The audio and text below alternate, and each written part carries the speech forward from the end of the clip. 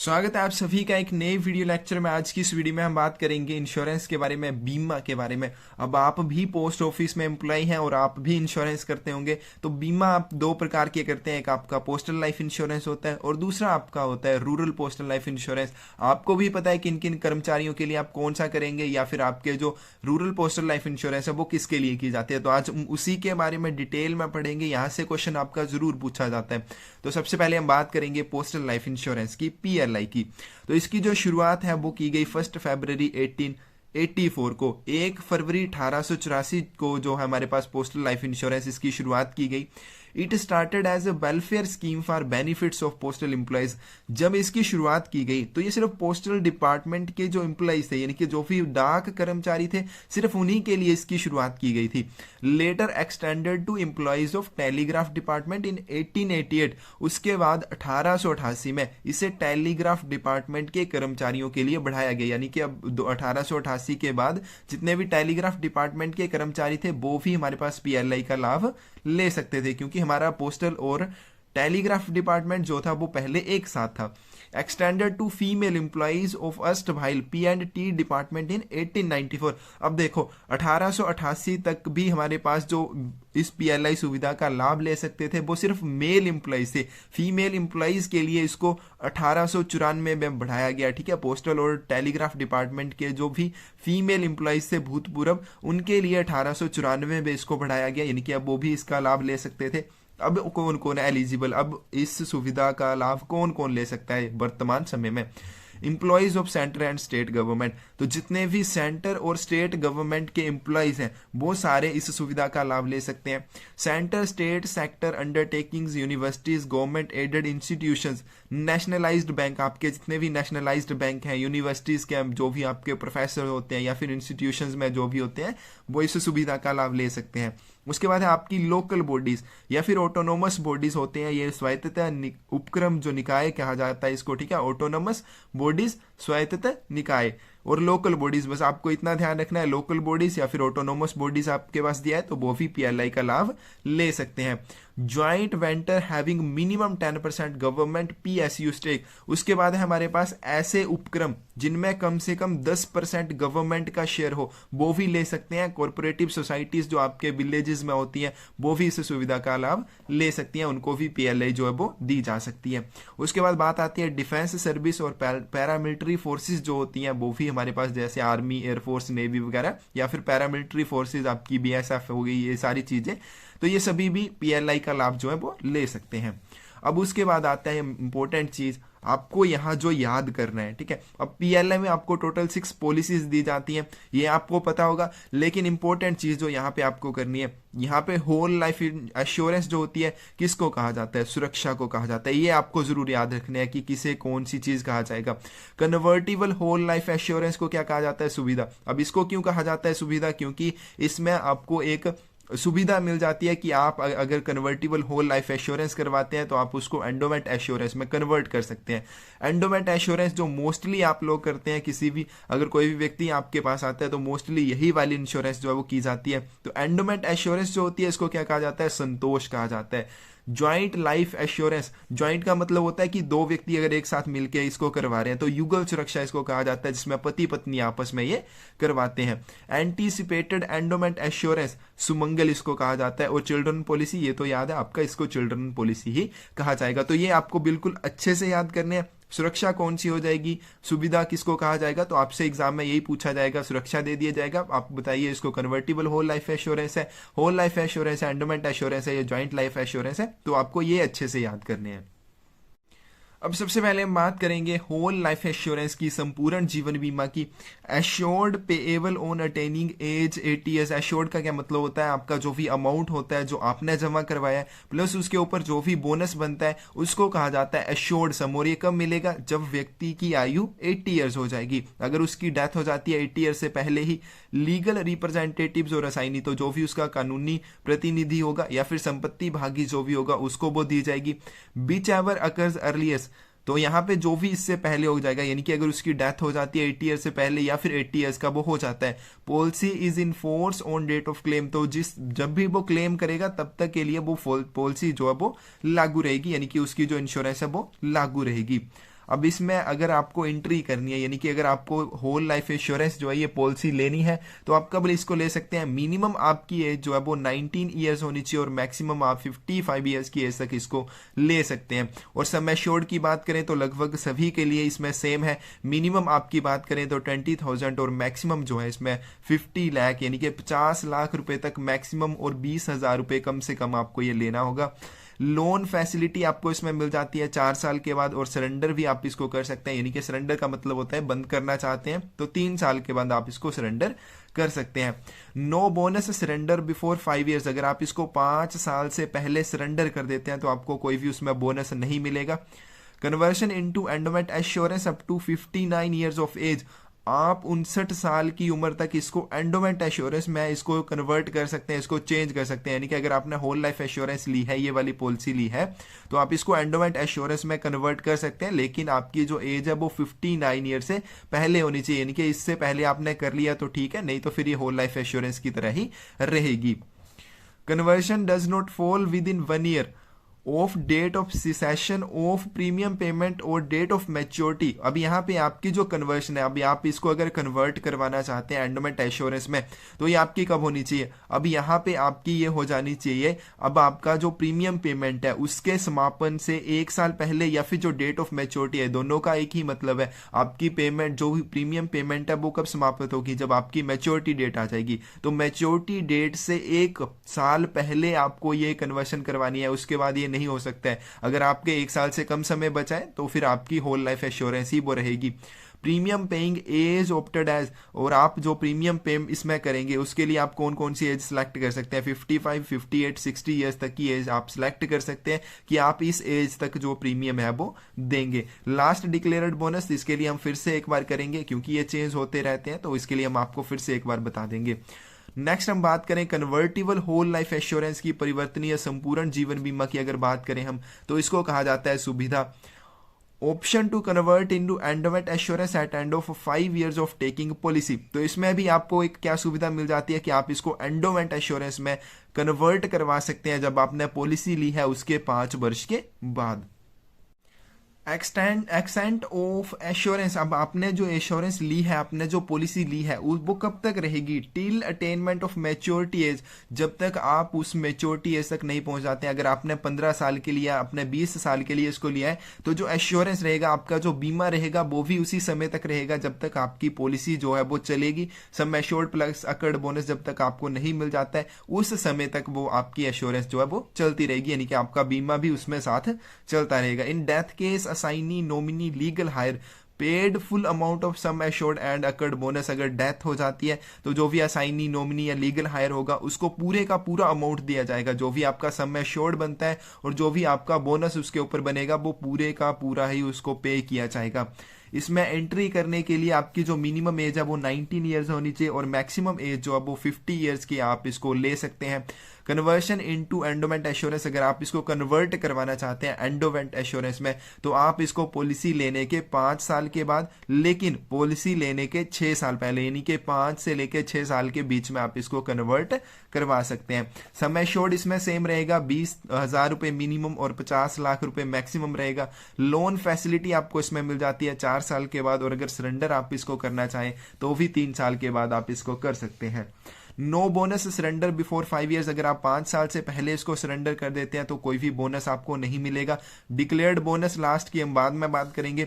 और अगर आप इसको कन्वर्ट करवा लेते हैं, अगर आपने जो आपकी कन्वर्टिबल होल लाइफ एश्योरेंस है इसको कन्वर्ट करवा लिया एंडोमेंट एश्योरेंस में, तो जो भी आपका एंडोमेंट एश्योरेंस बोनस होगा सिर्फ आपको वही मिलेगा। अगर नहीं करवाते हैं तो आपको जो भी कन्वर्टिबल होल लाइफ एश्योरेंस पे बोनस रहेगा वो आपको दिया जाएगा।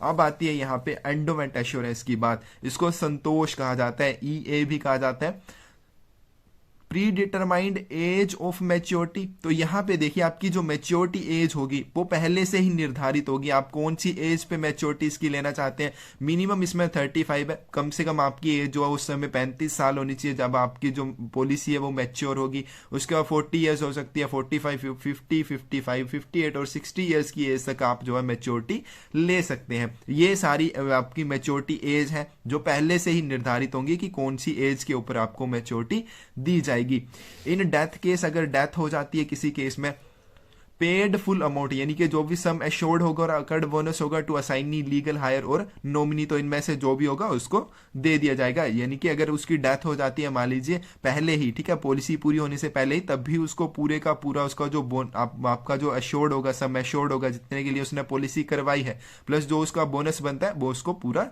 दे दिया जाएगा। एजेस एट एंट्री, और इसमें आपको इंटर करने के लिए जो एज है आपकी मिनिमम 19 ईयर्स होनी चाहिए और मैक्सिमम आपकी 55 ईयर्स हो सकती है। लोन प्लस सरेंडर फैसिलिटी आपको इसमें मिल जाती है 3 साल के बाद। बोनस आपको नहीं मिलेगा अगर आप इसको 5 साल से पहले सरेंडर कर देते हैं।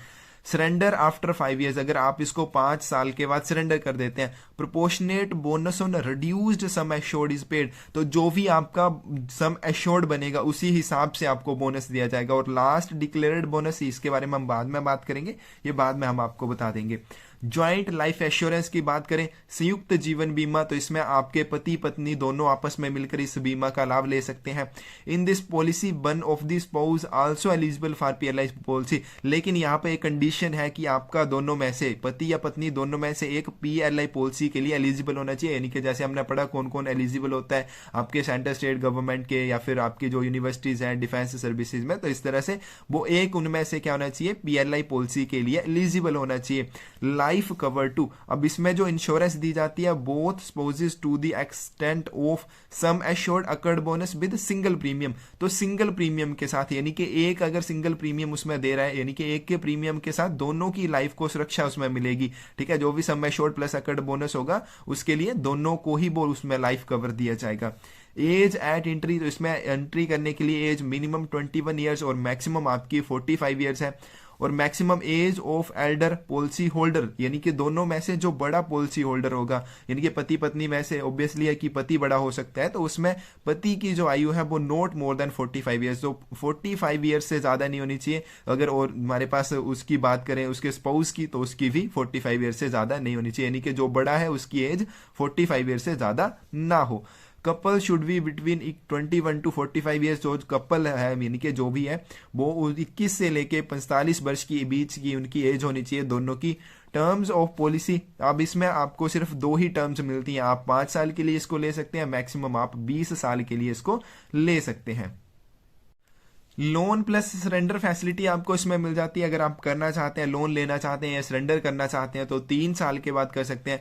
5 साल से पहले सरेंडर अगर आप कर देते हैं तो कोई भी बोनस आपको नहीं मिलेगा। Own surrendered policy, proportionate bonus on reduced sum assured space, तो जो भी रिड्यूस उसमें सम एश्योर्ड आपका निकल के आएगा कि अगर आप 5 साल के बाद उसको क्या करते हैं, सरेंडर कर देते हैं, तो आपका जो ऑब्वियसली है जो सम एश्योर्ड है, आपने जो पैसे जमा किए हैं वो कम होंगे, तो आपको जो बोनस मिलेगा उन्हीं कम पैसों के ऊपर मिलेगा। उसके बाद डेथ बेनिफिट्स की बात करें तो paid to either of the survivors, तो जो भी उनमें से जीवित रहेगा उसको उसके बेनिफिट्स दिए जाएंगे जो भी पॉलिसी के होंगे। एंटीसिपेटेड एंडोवेंट एश्योरेंस की बात करें, प्रत्याशित बंदोबस्त बीमा की बात करें, सुमंगल इसको कहा जाता है, तो ये एक मनी बैक पॉलिसी है। इसमें क्या होता है, आपको समय समय पर रिटर्न्स मिलती रहती है, समय समय पर आपको थोड़े थोड़े पैसे जो है वो वापिस मिलते रहेंगे। मैक्सिमम सम एश्योर्ड इसमें 50 लाख रुपए है। Best suited to those who need periodical return, जो समय समय पर चाहते हैं कि उनको रिटर्न्स मिलती रहे, उनको पैसे मिलते रहे, ये उनके लिए है। Survival benefits paid to insurant periodically, अब इसके जो सर्वाइवल बेनिफिट्स है, यानी कि ये सिर्फ उन्हीं को दिए जाएंगे जिसने ये पॉलिसी ली है, उसी को इसके बेनिफिट दिए जाएंगे अगर वो जीवित है, ठीक है, उसी को पीरियोडिकली रिटर्न्स मिलेंगी। Benefits not be taken into consideration in event of unexpected death of insurant, तो ये वाले जो सर्वाइवल बेनिफिट्स है, अगर इंश्योरेंट की डेथ हो जाती है तो उसका नॉमिनी लीगल हायर जो भी होगा उसको ये बेनिफिट्स नहीं दिए जाएंगे। इन डेथ केस अगर उसकी डेथ हो जाती है, बोनस प्लस सम एश्योर्ड जो भी होगा पेबल टू असाइनी नॉमिनी और लीगल हायर, तो उसको एक बार में ही दे दिया जाएगा, उसके लिए उसको पीरियोडिकल रिटर्न जो है वो नहीं मिलेंगी, पीरियोडिकल रिटर्न सिर्फ इंश्योरेंट को ही मिलेंगी। और इसकी पॉलिसी टर्म की बात करें 15 ईयर्स एंड 20 ईयर्स के लिए इसकी पॉलिसी टर्म्स हैं, यानी कि 2 हैं, एक 15 साल के लिए ले सकते हैं या फिर 20 साल के लिए ले सकते हैं।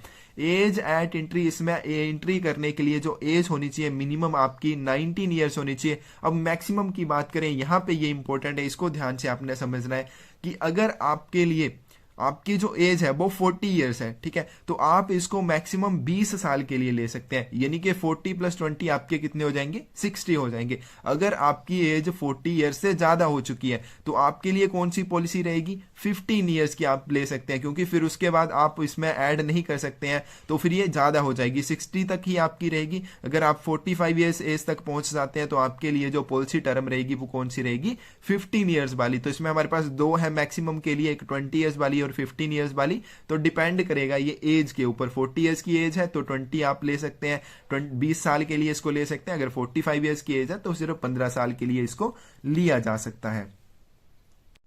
सर्वाइवल बेनिफिट्स पेड एज, तो ये जो सर्वाइवल बेनिफिट्स होंगे इंश्योरेंट को, यानी कि जो समय समय पर उसको रिटर्न्स दी जाएंगी, वो कैसे दी जाएंगी। अगर वो 15 साल वाली पॉलिसी लेता है तो उसको 20% ऑन कंप्लीशन ऑफ ईच 6, 9 और 12 ईयर्स, तो पॉलिसी के 6, 9 और 12 साल पूरे होने पर उसको 20% मिलेगा, यानी कि 6 साल पूरे होने पर उसको 20% मिलेगा, यानी कि यहाँ पे 20 हो जाएगा। उसके बाद 9 ईयर्स पूरे होने के बाद उसको 20% मिलेगा, 40 ईयर्स, 12 ईयर्स पूरे होने के बाद उसको 20% मिलेगा। तो यहाँ पे टोटल उसका कितना मिल जाएगा, उसको 60% मिल जाएगा। उसके बाद जो उसका 40% बनता है और उसका जो बोनस बनेगा वो उसको मैच्योरिटी के समय दिया जाएगा, यानी कि जब उसकी मैच्योरिटी एज आ जाएगी तब उसको 40% जो है वो दे दिया जाएगा, यानी कि 15 साल के बाद। तो यहाँ पे आप देख सकते हैं जो सर्वाइवल बेनिफिट्स मिलेंगे 15 ईयर्स वाली पॉलिसी में 6, 9, 12 और 15 साल पूरे होने पर मिलेंगे। और अगर इसी तरह बात करें 20 ईयर्स वाले की, तो 20 ईयर वाली जो पॉलिसी है उसमें 20% on completion of each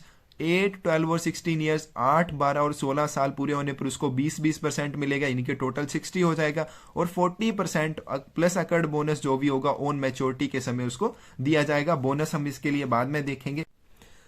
next है हमारे पास चिल्ड्रन पॉलिसी, बाल जीवन बीमा, life insurance cover to children of policy holder. तो जो भी पॉलिसी होल्डर है जिसने पीएलआई ली है उसके बच्चों की लाइफ इंश्योरेंस के लिए हमारे पास चिल्ड्रन पॉलिसी है।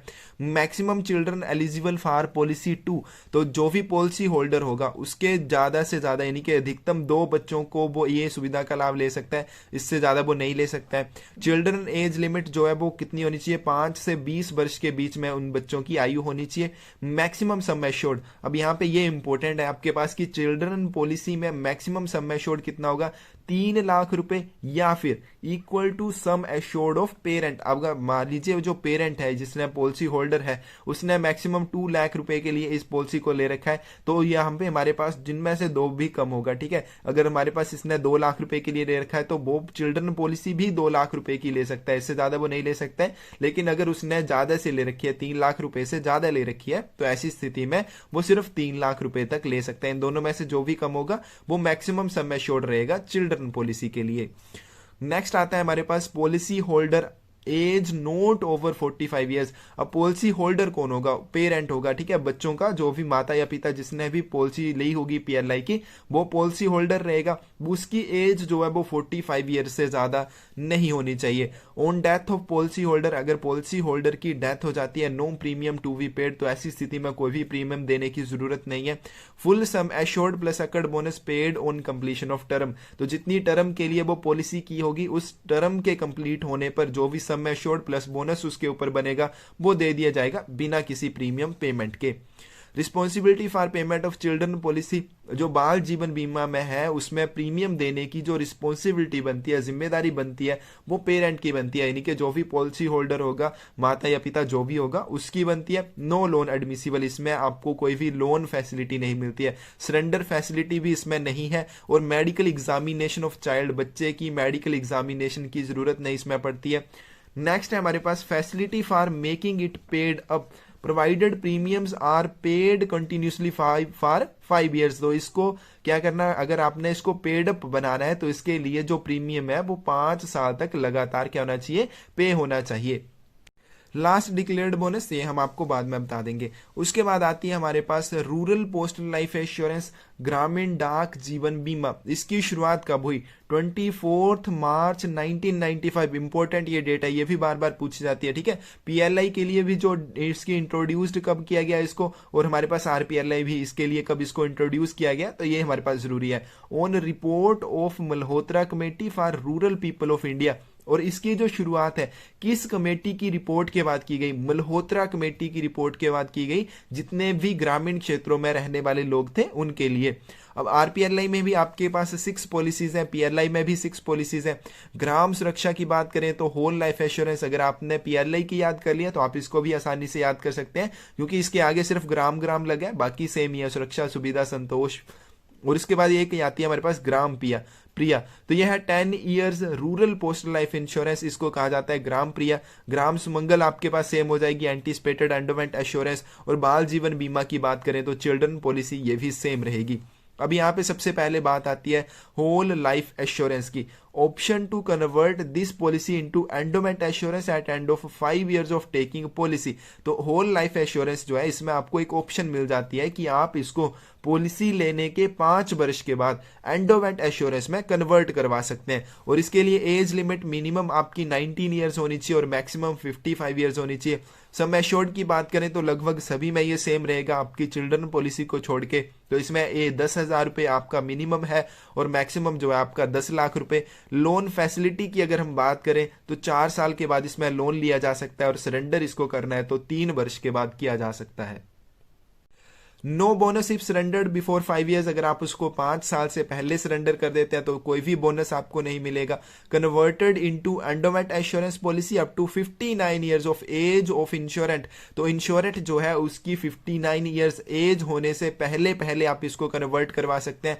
Conversion does not fall with in, अब आपकी कन्वर्शन जो है वो कब होनी चाहिए? 1 years of date of cessation of premium payment और डेट ऑफ मैच्योरिटी। तो आपकी जो प्रीमियम पेमेंट है उसके समापन होने से या फिर डेट ऑफ मैच्योरिटी होने के 1 साल के भीतर भीतर आप इसको नहीं कर सकते हैं, उससे पहले आप करेंगे। यानी कि अगर आपका जो लास्ट प्रीमियम है वो 60 ईयर्स की एज में जाना है या फिर डेट ऑफ मैच्योरिटी आपकी 60 ईयर्स की एज में है तो 59 ईयर्स की एज से पहले पहले आपको उसको कन्वर्ट करना है। 1 साल के भीतर ये आप नहीं कर पाएंगे, यानी कि 1 साल के भीतर बाद अगर आपकी मैच्योरिटी डेट है या फिर आपका क्या है प्रीमियम जो पेमेंट है वो समाप्त हो जाएगी तो वो फिर आप उसको कन्वर्ट नहीं कर सकते हैं।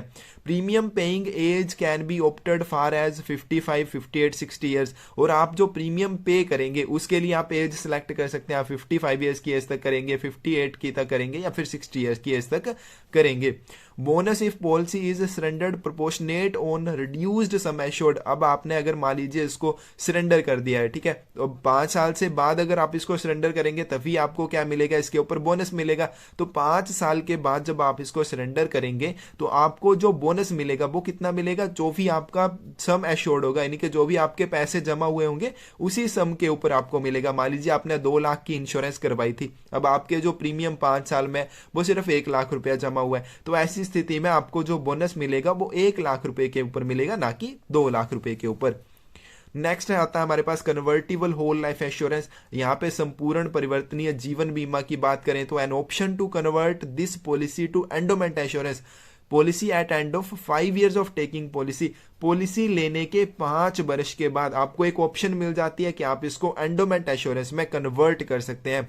An insurance to the extent of sum assured accrued bonus till attainment of maturity age. और इसमें आपकी जो इंश्योरेंस रहेगी वो कब तक रहेगी, यानी कि आपका जो बीमा रहेगा वो कब तक रहेगा? जब तक कि उसकी मैच्योरिटी एज नहीं आ जाती तब तक आप उसके अंडर रहेंगे, इंश्योरेंस के अंडर रहेंगे।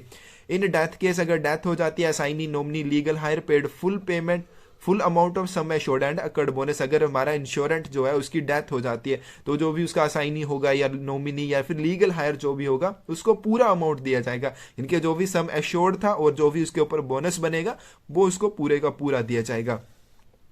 एज लिमिट की अगर इसमें बात करें तो मिनिमम 19 ईयर्स है और मैक्सिमम आपकी 50 ईयर्स की आप एज के तक इसको ले सकते हैं। Converted into endowment assurance after 5 years but not later than 6 years of taking policy. तो यहाँ पे क्या है, अगर आप इसको लेना चाहते हैं तो इसको कन्वर्ट करवाने के लिए आप क्या कर सकते हैं, 5 साल के बाद कर सकते हैं, लेकिन 6 साल से पहले आप इसको करेंगे।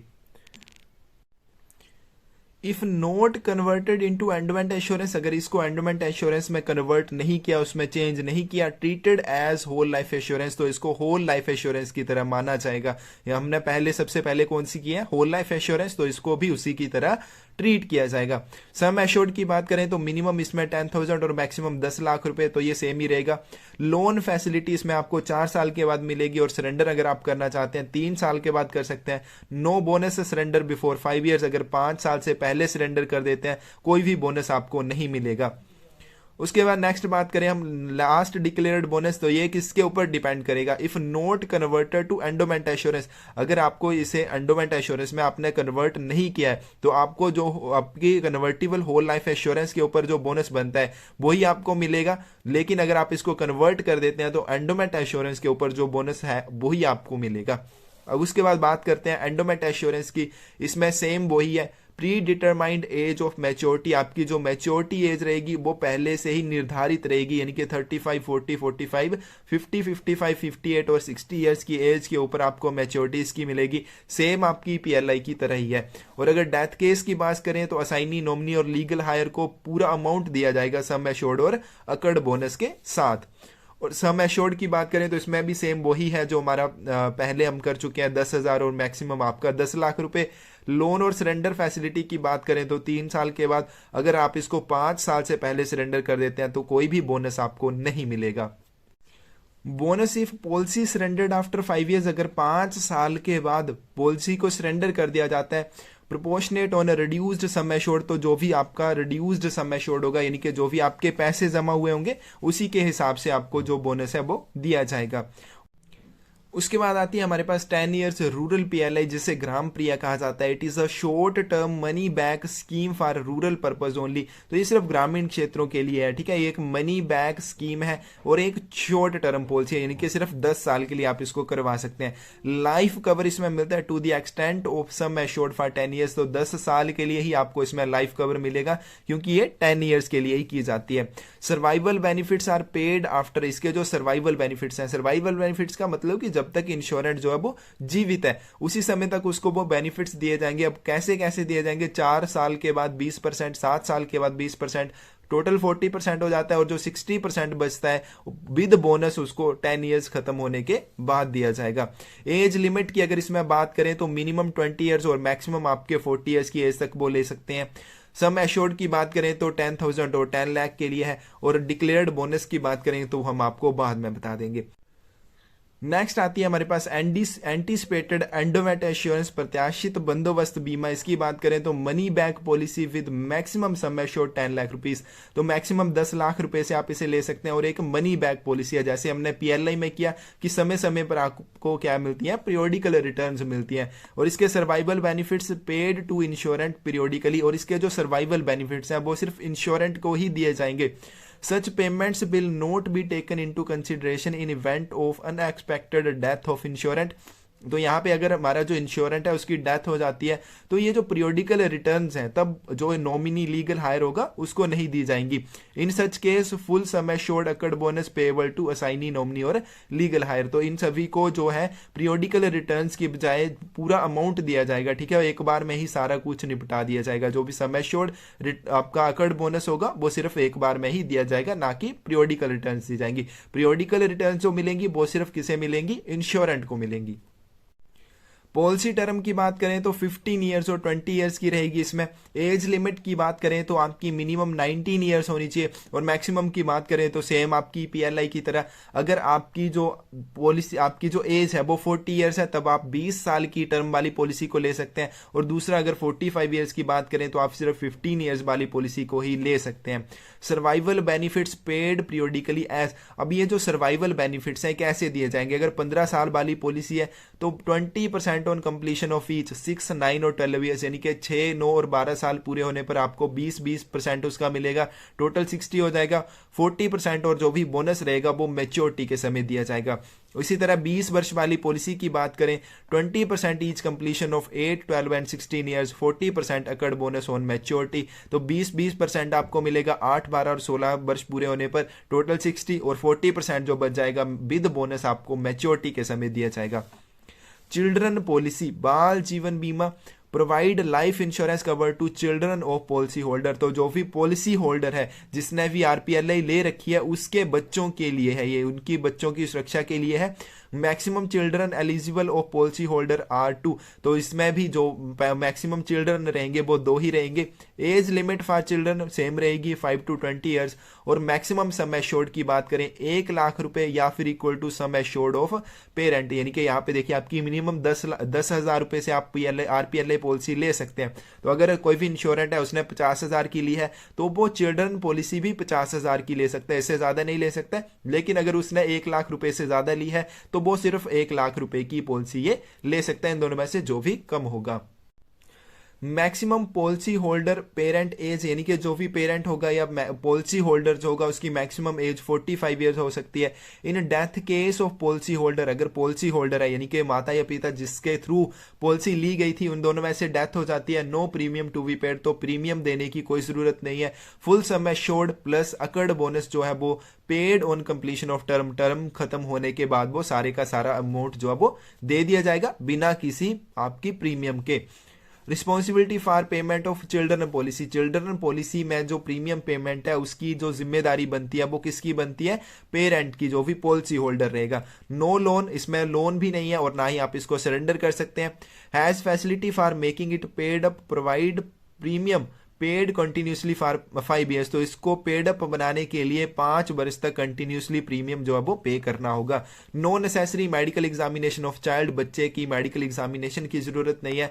Bonus same as applicable for endowment policy, जो आपकी एंडोमेंट पॉलिसी में बोनस रहेगा सेम इसमें भी वो ही दिया जाएगा। अब यहाँ पे हम कुछ एक इंपॉर्टेंट चीजें करेंगे और ये बार बार जो एग्जाम में पूछी जाती हैं। Children policy introduced on, children policy जो है इसकी शुरुआत कब की गई, 20 जनवरी 2006।